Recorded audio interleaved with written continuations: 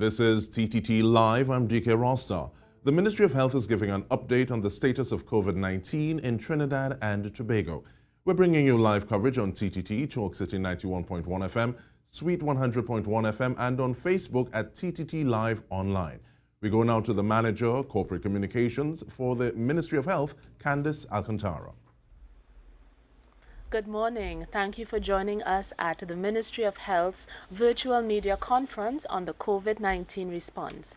Today we have Dr. Roshan Parasram, Chief Medical Officer, Dr. Naresh Nandram, Principal Medical Officer, Epidemiology, and Dr. Hazel Othello, Director, Mental Health.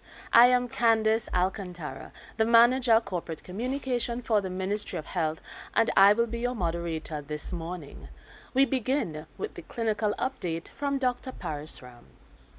Hi, good morning, Ms. Alcantara, Dr. Nandram, Dr. Othello, members of the media, members of the viewing and listening public. So the clinical update for Wednesday, 19th August 2020 is as follows. The total number of tests done thus far, 16,937. Total number of unique patient tests, 14,661. Number of repeated samples, 2,276. The number of private sector tests completed week ending 7th of August 2020, 2,458, with a total number of public and private sector tests now standing at 19,395. Our total number of positives are now at 650, with 21 additional cases between 4 p.m. yesterday and 8 a.m. this morning. The number of deaths remain at 12. The number of discharges remain at 140. In terms of our hospitals, we now have 126 patients at hospitals spread between Cora and the Couva facility, 40 persons at the Cora hospital, and at the Couva facility there are 86 individuals. One person is in the high dependency unit, and there are 3 persons at the ICU. As you have noted, we have started to step down individuals who are positive at various facilities. We have added the UE Canada Hall yesterday as another facility that we can utilize for that purpose. So we now have 81 persons at that facility as of yesterday afternoon, 19 persons at the Brooklyn facility, 14 persons at Tacarigua. At the UE Debe campus we have 60, at Balandra 31, giving us a total of 237, inclusive of 6 persons who are healthcare workers are now en route to the Napa facility, which is now being used as a step-down facility for healthcare workers. In terms of our quarantine facilities, we have the Paria Hotel, which has 92 persons, the Cascadia Hotel with 36, the Regent Star has 18, Chancellor Hotel 21, and the Homer Football 28. Just to give a few updates, some related to the last press conference. So first of all, yesterday a non-crisis meeting was held with representatives of the TTRNA, CEOs of the RHAs, and chaired by the Permanent Secretary of the Ministry of Health to discuss, amongst other things, testing, quarantine, and PPE for healthcare workers. This meeting was called by the PS Ministry of Health on the instruction of the Honorable Minister of Health. There's no shortage. We just want to reiterate there's no shortage of PPE. The meeting was very cordial, and I think we came to some conclusions. We'll have another follow-up non-crisis meeting in short order to follow on those discussions that started yesterday. With respect to 2 questions that were raised on Monday's press conference, just to clarify, I think I was asked the number of healthcare workers with COVID-19 at present. So just to say that we have 8 healthcare workers who tested positive during phase 2. In terms of the number of ventilators that we have, so we have a total number of 143 ventilators distributed amongst the RHAs. 70 ventilators are dedicated for the COVID-19 response. We expect to get later on this week 11 further ventilators to be added to the list to take us up to 81. By way of our staffing that we alluded to, in terms of the doctors and nurses that were coming on to help with contact tracing and swabbing at the CMOH offices spread across the country, we expect to get 24 physicians and 48 nurses added to our fleet. Hopefully the contracts already at the ministry awaiting the signature of the Permanent Secretary, which will be done today, and persons should assume duty by latest 24th of August and be assigned to the necessary CMOH offices. Ms. Alcantara, that's my clinical update for this morning. Thank you very much for that clarification, CMO. And now Dr. Nandram will remind us about the importance of the new normal public health measures. Dr. Roshan Parashram, Chief Medical Officer, Ms. Alcantara, COPCOM, and members of the media and viewing public. May we have the slide, please? So, what I'd like to discuss today are the public health measures that we need to take to protect all of us. The new normal, as the Ministry of Health has been putting out there, are the new patterns of behavior, the new public health measures that we all must adopt to keep ourselves and our loved ones safe. And I'd just like to go through them in a bit more detail. So one of the most important things that we can do is to wear a mask.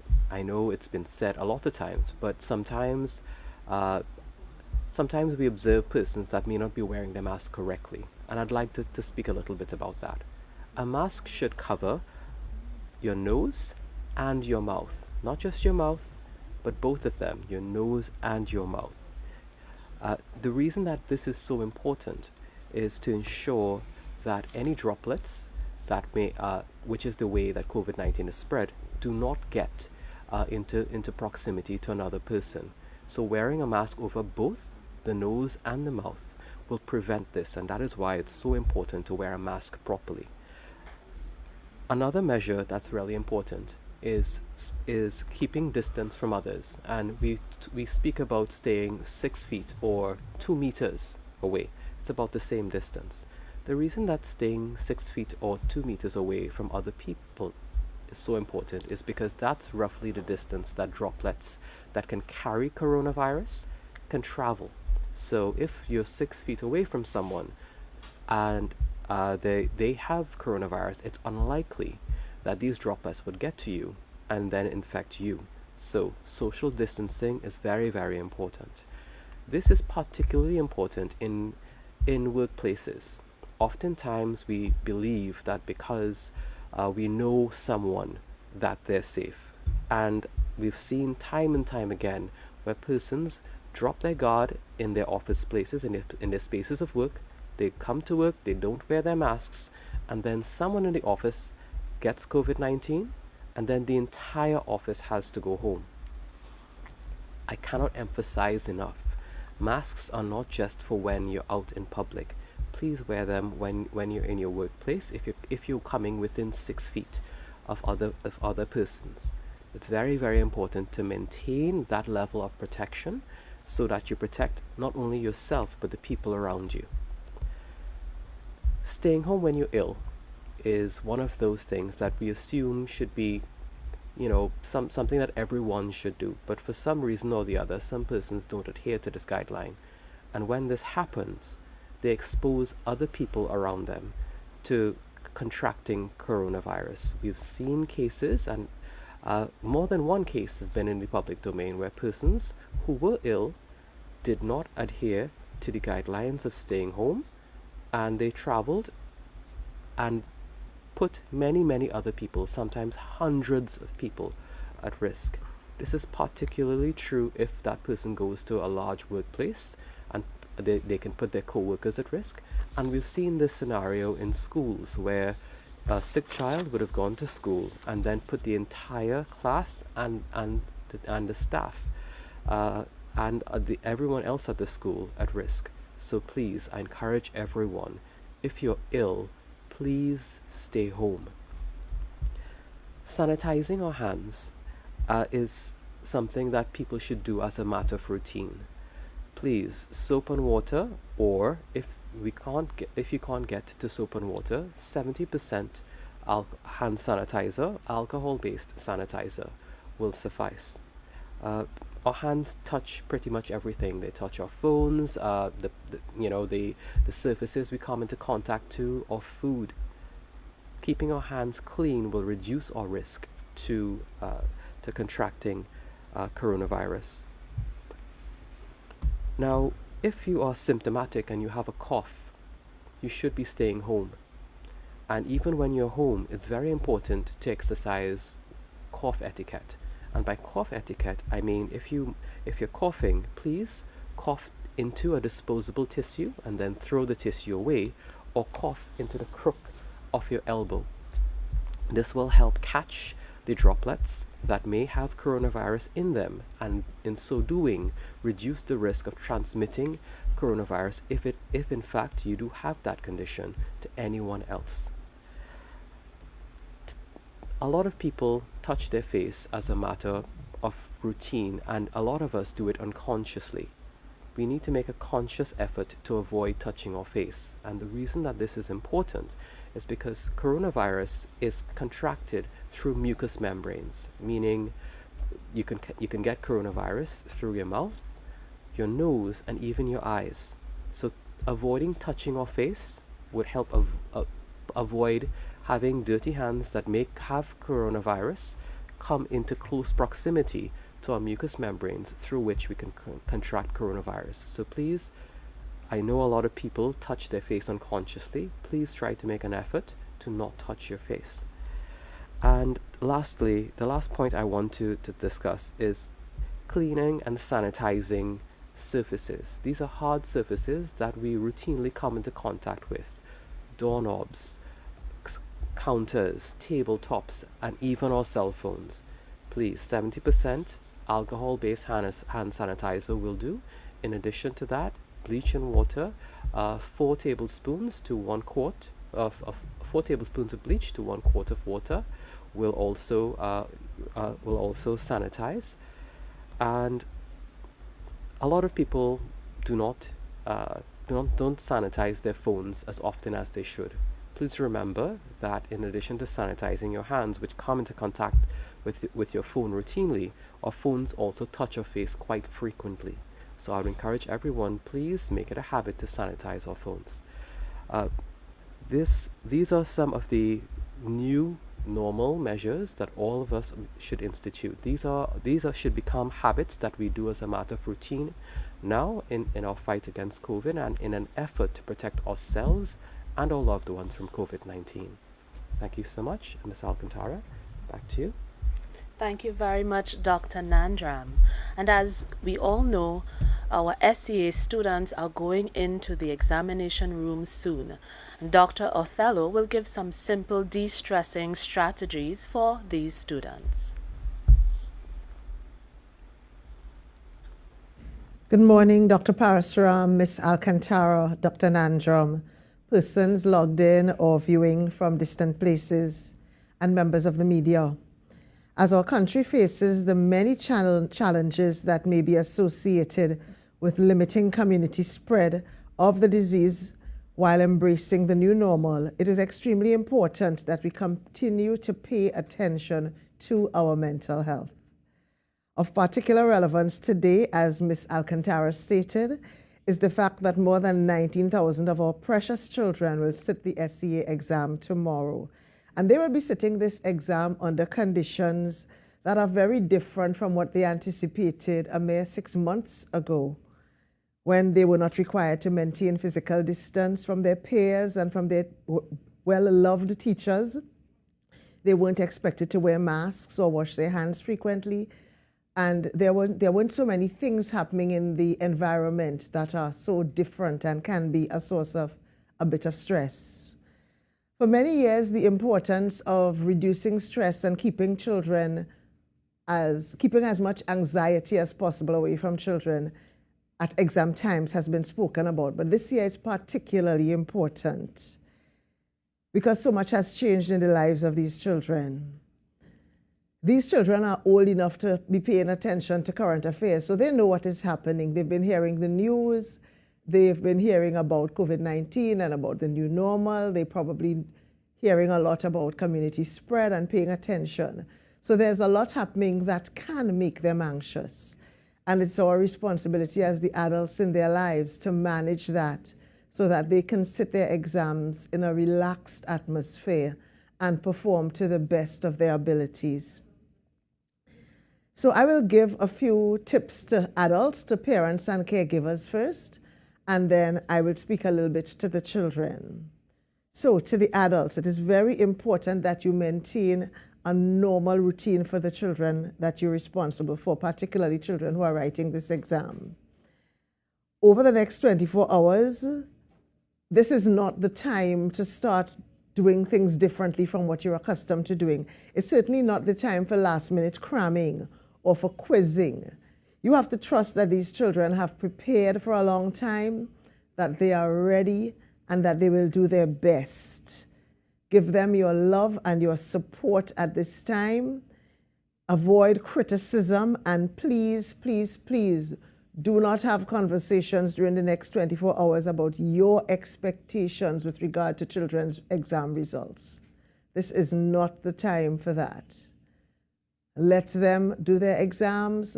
Assure them that you are proud of them regardless of what the result is. If they start to talk about what school they want to pass for, remind them that it's not a matter of passing for a school. You will all pass. You will be placed in a school, and all is well. You will do okay. You will succeed in life. You will find your niche. You will do well at what you enjoy doing, and you will be okay. So you do not have to be anxious. Don't forget to talk to them about exam nerves, particularly if you know that you have a child who is prone to be a little bit anxious. Let them know that it is normal to feel a little bit nervous in situations where you have to perform, right? If you had to sing in a concert, if you had to be in front of a crowd, many of us feel a little bit nervous when we have to do these things.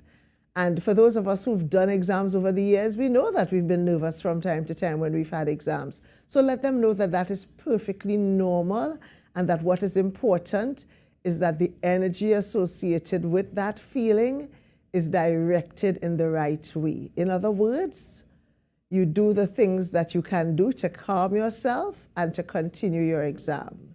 You take a moment, you take a few deep breaths, you say a prayer, and you continue working. You trust that what you have learned over the past years is on the inside of you, and it will come out. So you just continue working and do your best. That is all that anyone can expect of a child, to do his or her best. Remember to let them know that you are already proud of them. You're proud of the hard work they've put in over this period of time. You're proud of their dedication and their consistency and their discipline. And even if you have a child who has not been the most disciplined child, that's all right. Still let them know that you are proud of them, so that they go into the exam feeling relaxed and feeling confident. And please make sure that they get a good night's sleep. As they face exam day, make sure that as they wake up tomorrow morning, they have a healthy breakfast. Don't try out new recipes. Please don't try to expose them to things that are not a part of their normal diet, because you don't want them feeling upset or nauseous in an exam. So give them something they're familiar and comfortable with, and ensure that they eat.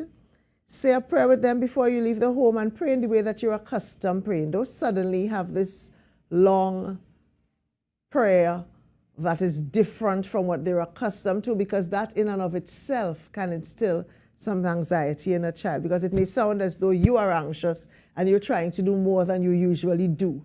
So just pray with them in the way they are accustomed to praying. Remember the health protocols that have to be observed as you drop them off to school, and remind them about the health protocols that are expected of them. And above all, parents, please remain calm. If you remain calm, it is more than likely that your child will remain calm. After the exam, talk to your child about how he or she think that they handle the exam, but again, do that in a calm, non-judgmental manner. Reassure them that all is well. Even if they feel they didn't do as much or as well as they wanted to, reassure them that all is well. And even though you can't do the, fast food or mall lime that you would normally want to do because of the current situation, spend time with them doing things that you know they enjoy. You know your child. You know whether they like to do video games or watch Netflix shows or whatever. Do things that they enjoy with them, so that you make sure that they enjoy the afternoon after they come home from their exam in a way that maintains that calm. Remember that tomorrow is only one day, and after the exam is over, we still need to keep our children COVID safe. So to our children, once again, remember that you can talk to your parents and guardians and ask them questions about COVID-19. This can be scary for all of us, so tell a trusted adult how you're feeling if you're feeling anxious about the virus, and allow them to explain things to you if needed. Know that adults in the government and in the hospitals are doing everything that they can to keep us safe. And remember that there are things that you can do, and we spoke about them already. Wash your hands, avoid touching your face, wear your mask when you're leaving the house. So there are things that you can also do to help keep yourself and keep others safe. A few reminders to the adults. As the numbers of persons in self-quarantine, in state accommodation, or in the hospital rises, remember to do what you are supposed to be doing to keep yourself safe and to keep your loved ones safe. But also, if you are in quarantine or in one of these facilities, remember to maintain communication with your loved ones by email, social media, or telephone calls so that you do not feel isolated. Physical distancing does not have to mean social distancing, and it certainly does not have to mean isolation. Maintain that communication. It will help you to stay calm. Keep a daily routine of lifestyle activities that you enjoy doing and that you can do safely wherever you are. Use healthy coping skills that have worked for you in the past. Hobbies, relaxation exercises, and there's some really good apps that I've been told about that people say have been helping them quite nicely. And of course, your spiritual life, remember to spend time praying and, practicing the tenets of your religion. Keep reminding yourself that also, although this experience can be difficult, you're doing this to protect your loved ones. So even though things have changed in a direction that many of us would have hoped would not have happened, we are here now, and we have to cope, we have to survive, and we have to come out at the end of this emotionally healthy. Thank you. Thank you very much, Dr. Othello, for those very timely recommendations. And we move now into the question and answer segment. I invite media representatives to indicate your name and the media house that you represent before posing your question. In the interest of time, we ask for a maximum of 2 concise questions per media house. If time allows, we will facilitate additional questions. We begin with Loop TT.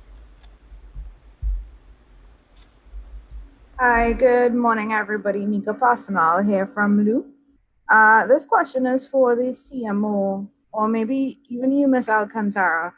At least the last 3 press releases from the ministry didn't specify the classifications of new COVID-19 cases. They usually state whether they were contacts or required investigation. Can you tell us the reason for this? Yeah, so we're moving into, as you know, we're moving into a new phase of the epidemic. We have quite a large number of cases coming in, very large number of samples. The classification of contact versus awaiting epidemiological link is usually, when we send it out, based on what we find on the form itself in the initial release. We are using multiple sites as well. So we're now using Eastern RHA, North Central. So oftentimes the samples are going directly to those sites. So we don't have sight of the forms. So in that regard, we are trying to just give the number of new cases for now. And then when Dr. Hines comes on, we will break that down further into the number of contacts, the number of primary links, secondary links, and of course the ones that are local in origin. So that will be broken down more by way of presentation. So we have shifted a little bit in terms of the way we're presenting. We'll be presenting the new cases in total per day, and to give a better indication, when we actually get that data back to Dr. Hines' unit, he will analyze it, and then we will put some data out periodically as to how many of those would be contacts, how many of those would be non-linked local cases, and the other categories. Okay. Thank you very much, CMO. And now we move to Tobago Channel 5.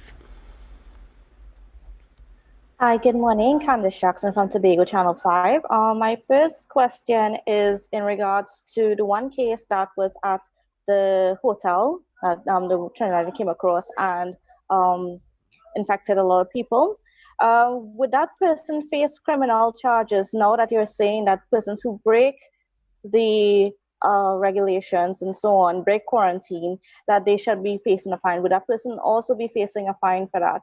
And what's also been happening with the TRHA facilities here in Tobago, because we're getting reports from persons that are at the facilities and are complaining, about uncomfortable conditions, construction noises related to the night and so on. Is it that the TRHA kind of relaxed themselves a little bit in making sure that the facilities were ready to go? Because of course, the last 5 months, Tobago did not have any cases. So just wondering if you could address those two questions. Yeah, so the first question, I think I addressed it a little bit yesterday. So what we said is that in the initial phases, just after we went from sporadic to cluster phase, persons were being swabbed as community, if you recall, community surveillance. So those persons have normal viral illnesses, and they would have been told verbally to stay home, not necessarily been given a quarantine order. So a quarantine order is different from a physician saying to stay home. Quarantine order actually goes along with the necessary is a legal instrument that allows for fines and other punitive measures to be placed on individuals if they break the quarantine. So for individuals who would have been told to stay at home, not adhering to that simple request by the physicians early on, we would not have been able to fine those individuals. Now, there has been a procedural shift in the way we do swabbing now. So everyone that has a swab now, because of the stage that we are into community, we're asking the physicians to give you a quarantine order, so that if you breach that quarantine order, then of course you can be fined and you can be made to face some time in jail as well, based on the Quarantine Act. So at this point, if someone breaks the quarantine and they have a quarantine order, the TTPS will do the enforcement arm of it.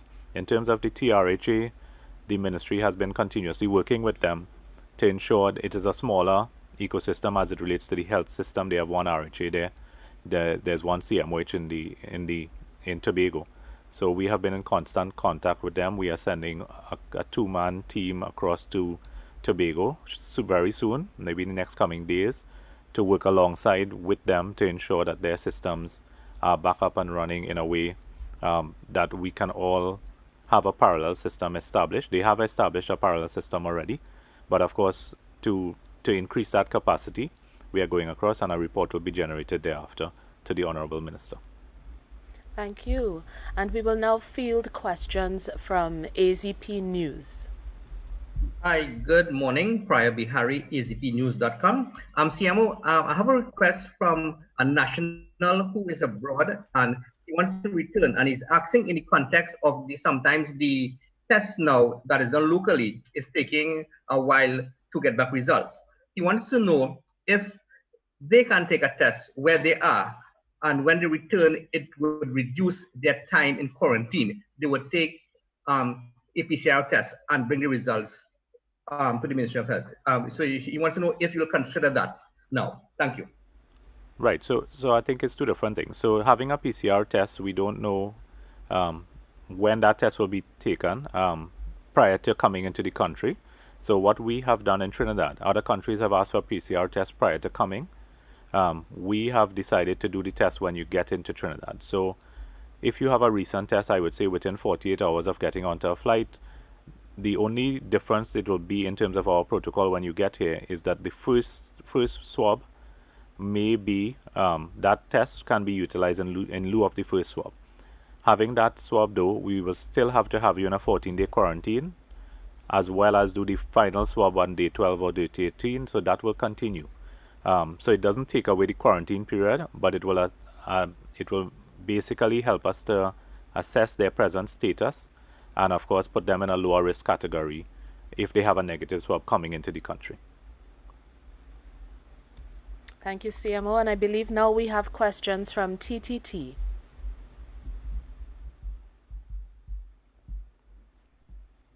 Hi, good morning. Sunil Lala, TTT News. CMO, back in April, you would have indicated that posthumous testing was being conducted where unexplained deaths outside of the hospital setting. Can you say whether that is continuing and whether what are you seeing in terms of that? Is it are people showing up in this hospital testing positive? Have you seen that? Yeah, so I have reached out to the director of forensics at the Forensic Sciences Center almost a month ago, just to ensure that that is exactly what is happening. And they have indicated to me that the posthumous testing has continued from the start of the epidemic and continues onwards. So that testing has continued. They have not indicated to me that they have received a positive result thus far. So these are deaths that would occur outside of a hospital setting. We haven't had deaths coming out from the Forensic Sciences Center that have been deemed positive by the labs. So the testing continues, and we have no positives as yet from that setting. Okay, and now I think we're ready for I-95.5. Good morning to everyone. Whitfield Turner from I-95.5. Dr. Ortello, I want to start with you with my first question. I know you spoke a lot about children who are doing SEA tomorrow and the timeliness of that. Could you speak now to those children who would be at home, most likely for the rest of the year, and not be physically going out to school, as to what steps they can now take to keep themselves together and mentally well? And my second question, I'm not sure whether the CMO or Dr. Nandram would take this one, but based on the contact tracing and the epidemiology thus far, are we yet in a position to state the source or sources of this current flare that we have in the country? And is this strain that we are seeing any different from the initial strain that we would have seen back in March to May of this year? Thank you. Okay, Dr. Ortello. Okay.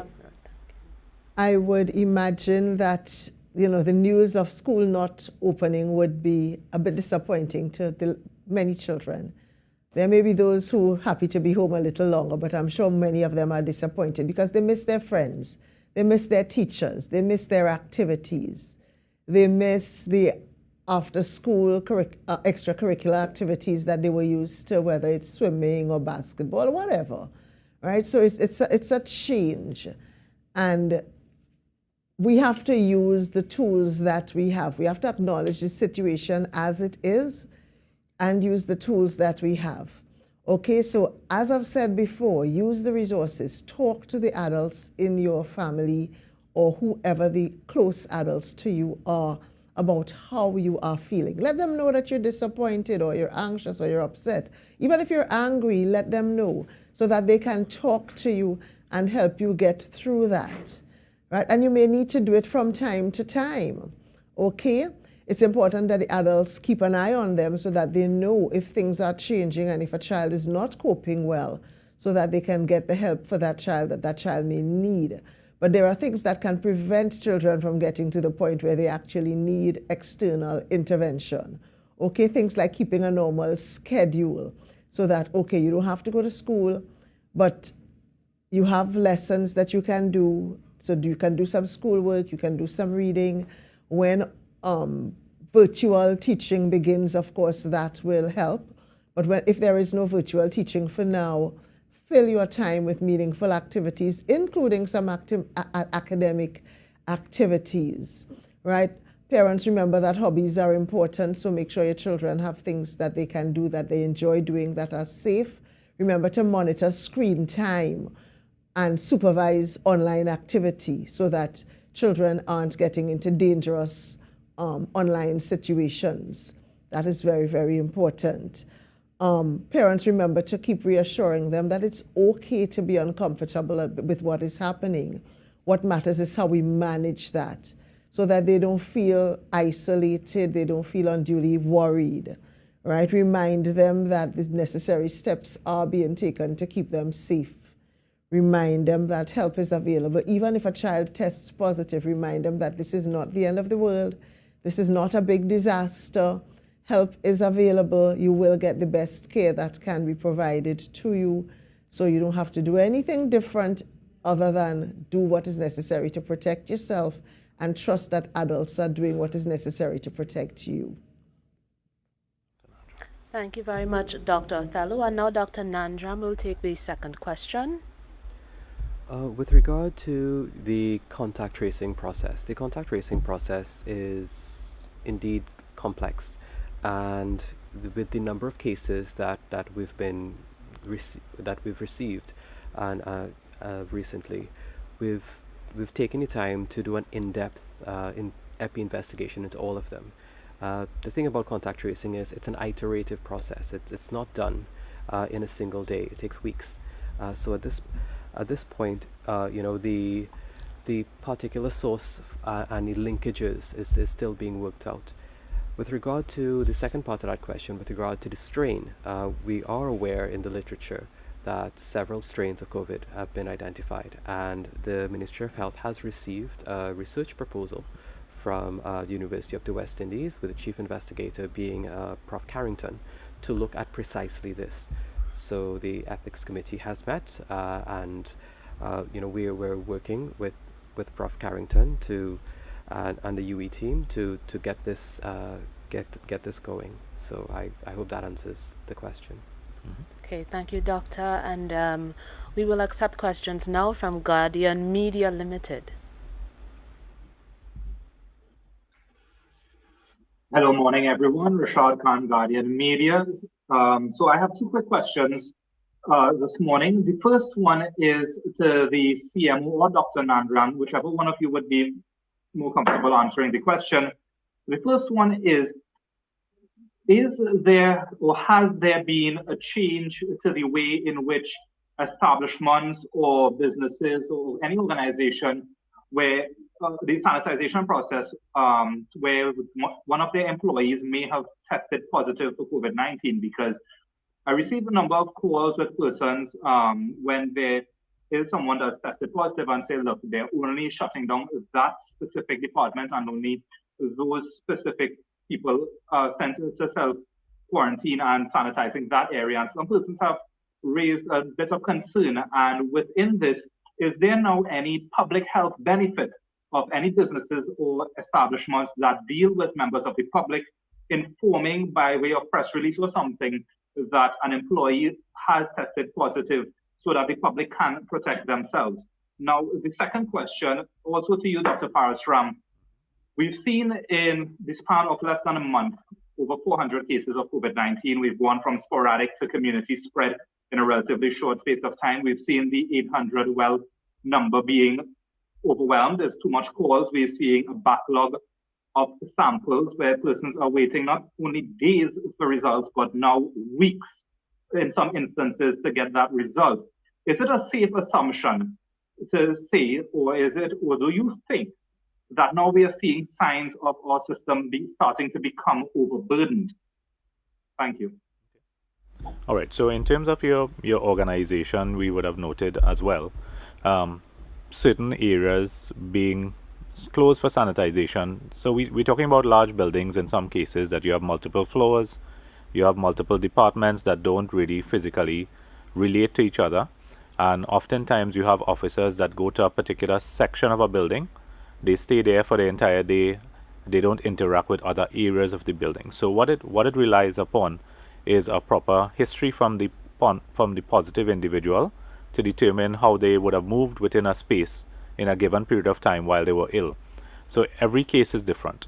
So based on their movements, then of course we will do sanitization. If someone, for instance, is a messenger that goes from one floor to the next and will deliver envelopes to every office in a building, of course we will say the entire building needs to be sanitized. If someone is working in one particular office, a senior manager stays in that office space for the entire day, is affected, we might only have to sanitize that particular space. So it really depends on what we find from the history of the cases, and there's no one size fits all in terms of sanitization and what is recommended. So it has to be based on the history of the presenting individual and their relationship to their co-workers and other sites. All right, so that's what it's based on.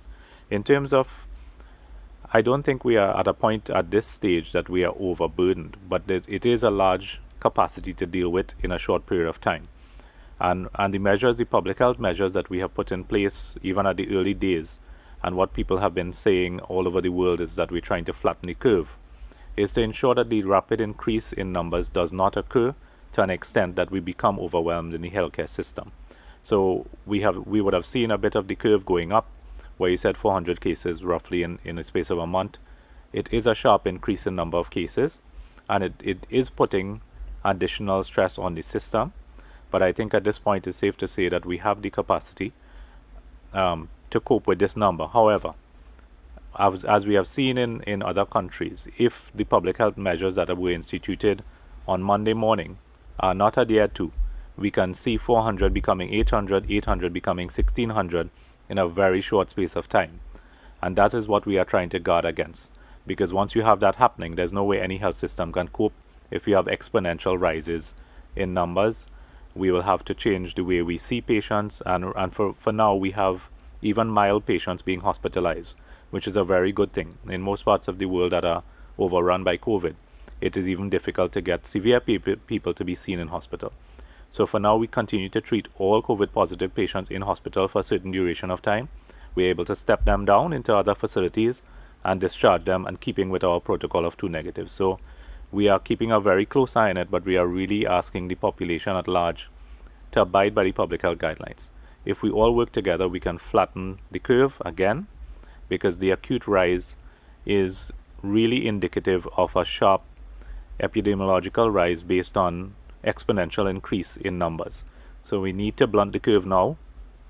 We need to shorten that, otherwise we can look at overwhelming the systems. Okay? Thank you, CMO. And now we move to Express.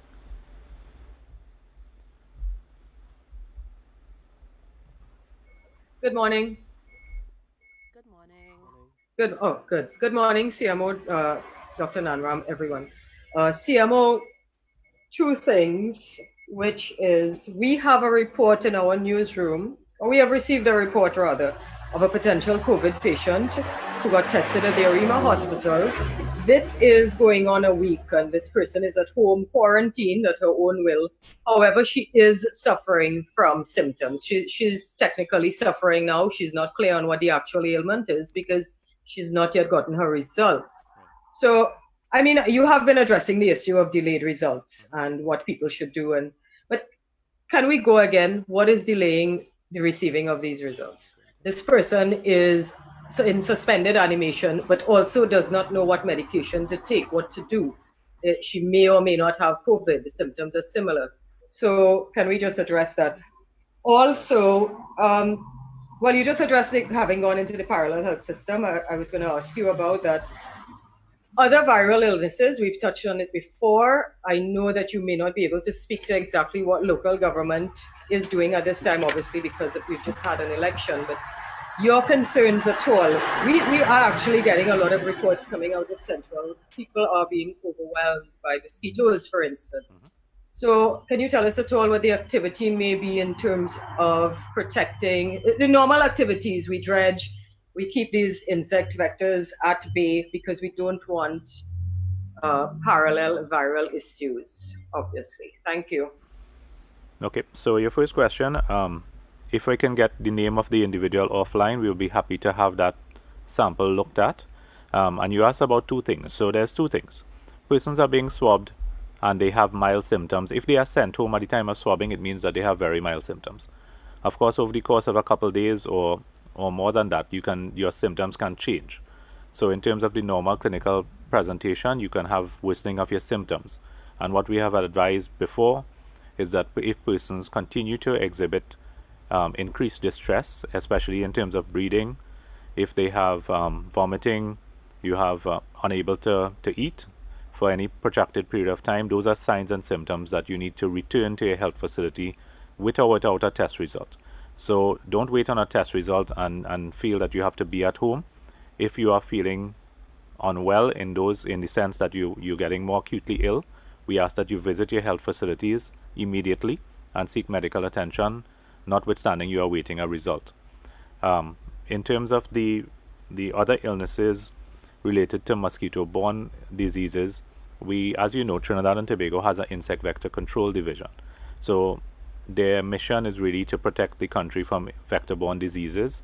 insect vector-borne diseases, of which mosquito-borne, dengue, chikungunya, Zika, and the like are part and parcel of their work. They have roughly a staff of about 800 people that are on the ground. They have never stopped working. They continue to do their perifocal work, their spraying as required. It's done throughout the year. We don't wait until the rainy season. The work of the regional corporation in collaboration with us will be to ensure that they have vector-borne units as well. So that synergy exists, that relationship exists between vector-borne, the vector control at the ministry and the regional corporations as well as the CMOH offices. So we are keeping a very close eye and have been from the start with regards to dengue and other illnesses. Notwithstanding, the population needs to be abreast of the signs and symptoms. Again, dengue is a febrile illness, meaning that it has, at its outset, can be mistaken for any flu-like illness because you get fever, you get body pains, you get chills, you get those similar symptoms in all types of viral illnesses in the early days. So seek medical attention as early as you can. Use the hotlines as much as possible to discern what it is. Don't assume that you have COVID-19. Don't assume you have any normal viral illness.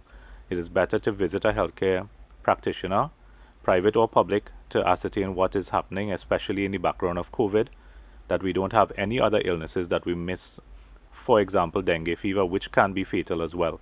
So we have to be cognizant of the signs and symptoms, and we continue to do the perifocal work and the spraying as required. And just want to remind the population, as it relates to mosquito-borne disease in particular, that mosquitoes really breed in small bodies of water in and around your homes. So keep your home free of mosquito breeding sites, and generally speaking, that will help abate the mosquitoes in your general vicinity. Candice? Thank you very much, CMO. And CL Communications, we open the floor for you now for your 2 questions.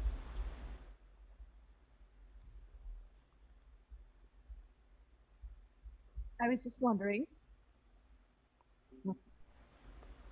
Are you hearing me? Yes, we can. Yes, Good we can. morning.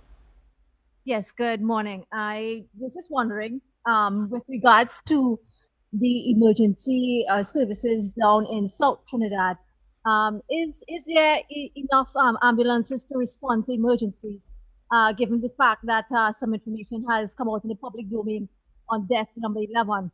And then secondly, concerning the test results, people are still not satisfied with the return of the results on time. I know you've reiterated that, okay, everything is going to be done to speed it up, but how much of a speeding up is it going to be? Is it going to be like 3 days time, you're going to get a turnover? How long is it going to be? I'll take it. Thank you so much for your question. As it relates to testing and the delay in reporting, up to last night, after 9-10 o'clock, I was there at the Trinidad and Tobago Public Health Lab with the director and members of her team. Yesterday, we sent out more than 1,000 results. So yes, there was a bit of a delay, but that should pretty much be under control. Hopefully, by today.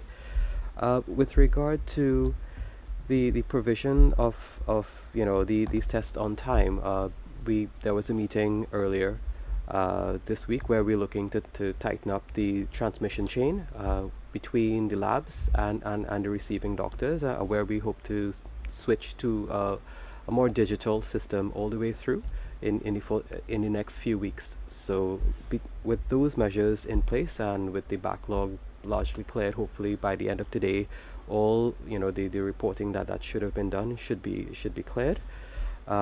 With that backlog, we should be hopefully back on track with regard to the reporting end of things.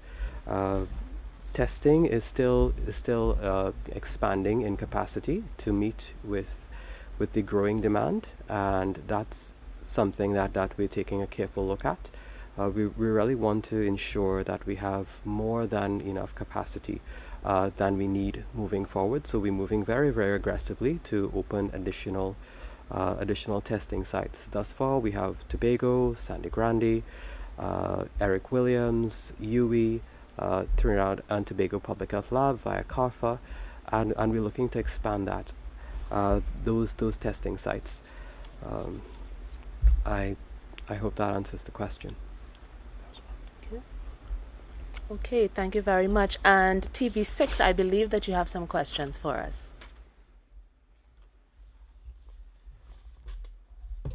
Yes, thank you. Good morning. Good morning. Alicia Boucher from TV6 News. Now, we're getting information coming in that you can hear me, right?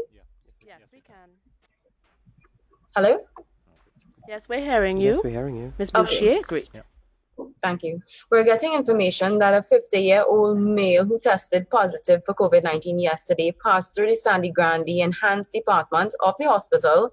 And today, the staff there has been waiting for that area to be sanitized, as well as the ambulance that was used to transport that person was not sanitized. I don't know if the Ministry of Health is aware of that, but if the Ministry is aware, can you tell us what would be done in that regard?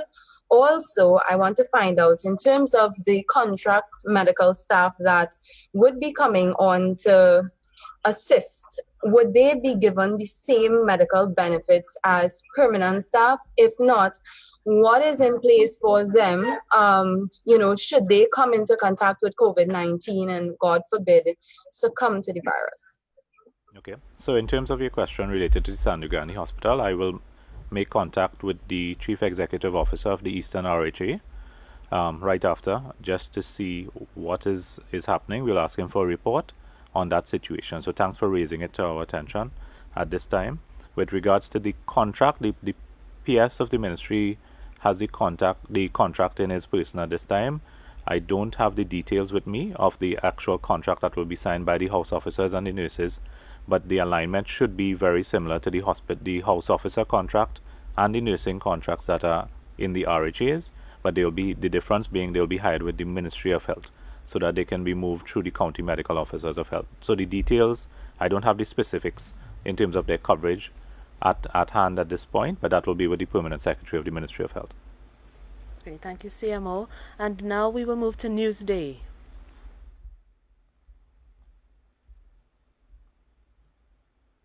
Hi, morning, Clint Chandrack of Newsday. Questions to the I'm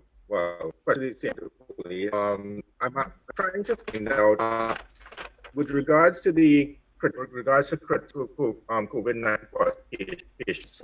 Is there any consideration for the use of remdesivir in treating these patients? And we understand that that particular drug has some success in other jurisdictions. And secondly, knowing the amount of admissions of COVID patients to the parallel health system and the numbers which are en route, is there any challenge in terms of the admissions of these patients to the parallel system and the system on strain in any regard in this area? Right. Okay, so the first question related to that drug, remdesivir.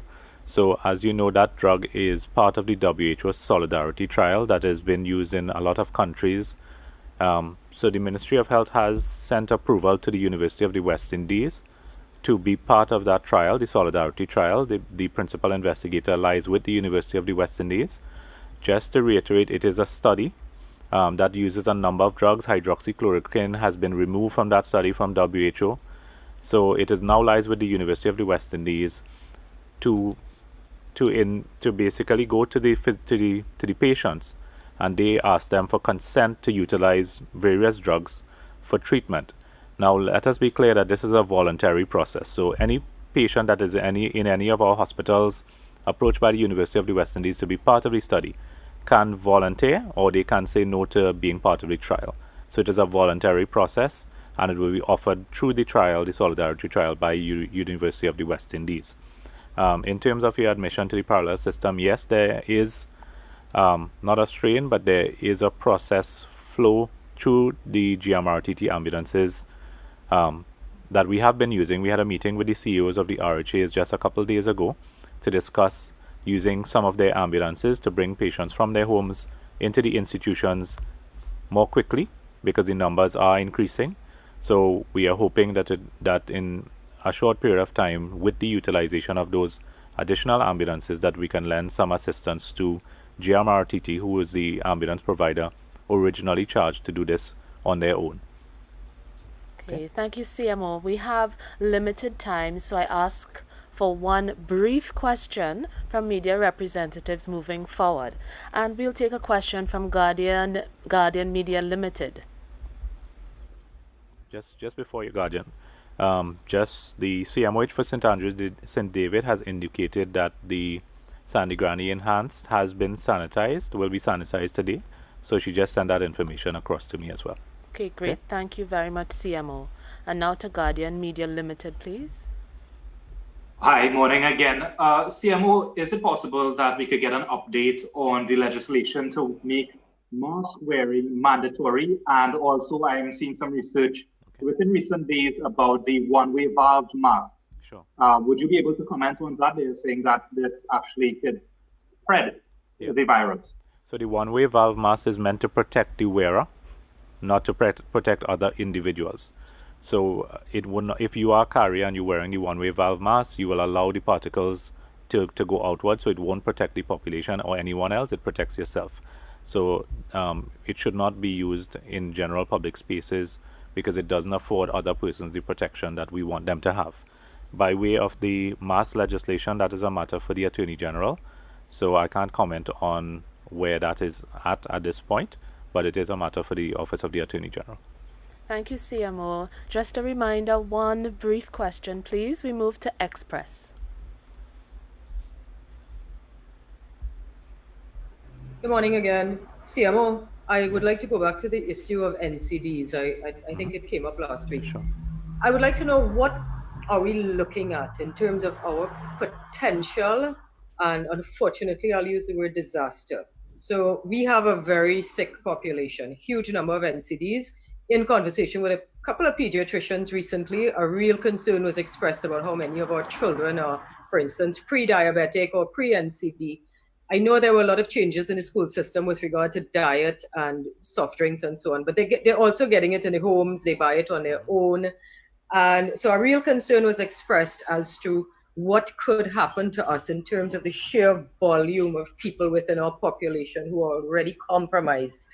I know you ventilated the issue, but if you could give us an idea, what are we looking at? What is the level of the potential disaster we are looking at as we try to impress upon the population the importance of adhering to the guidelines? Thanks. Yeah, so basically we have a population that has quite a large number of diabetic individuals. There are quite a large number of hypertensive persons. So again, it basically means that we have a vulnerable population. So when you add that to the vulnerable groups, tend to be persons over 60 that we have seen deaths with worldwide, people with diabetes, hypertension, cardiovascular disease, chronic obstructive pulmonary disease, asthma, and the like, which affects your respiratory system and its ability to cope.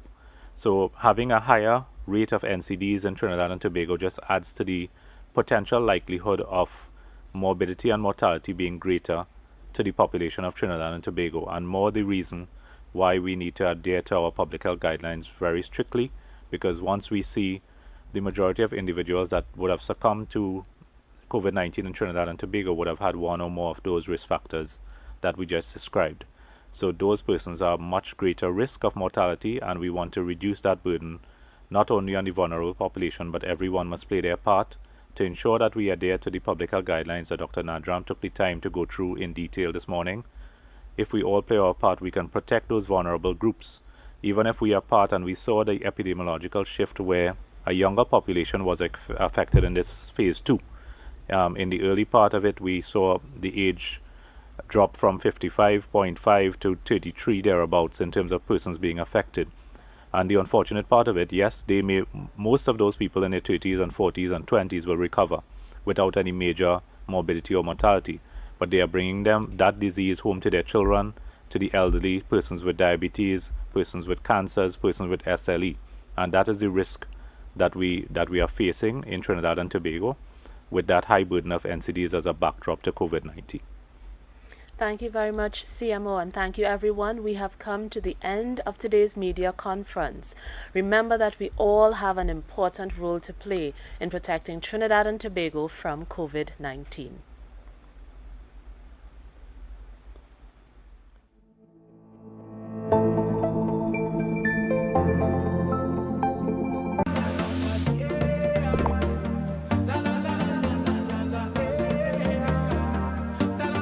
This is TTT. Live for local.